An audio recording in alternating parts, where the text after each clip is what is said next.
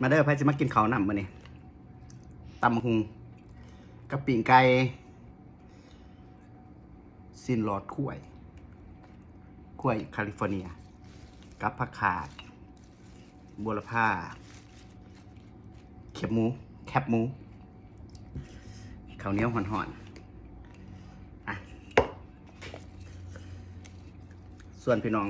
เจริญอาหารก่อนมื้อนี้มาเด้อมากินน้ำกันเด้อผักบัวละพาก่อน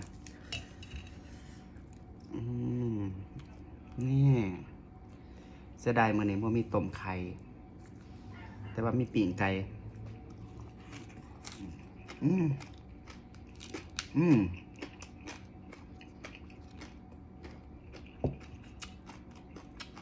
สุดยอด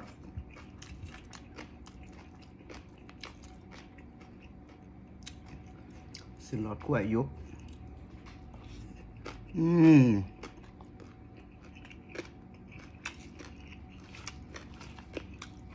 หนัดกระทิ้นพี่น้องมึงง่ายเลยป่ะ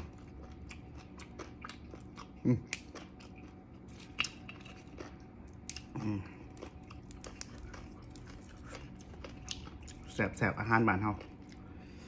ตำหุงปิ้งไก่บางบอนเพิ่นกินกับอานาผักกะหล่ำ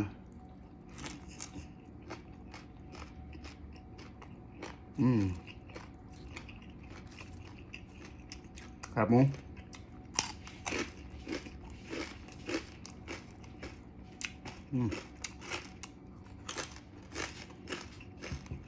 เผ็ดข้าวเหนียวห่อนๆก่อน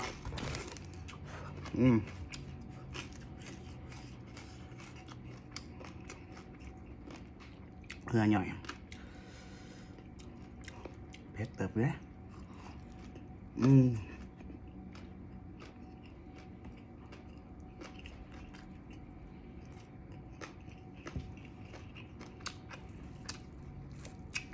ปิ้งไก่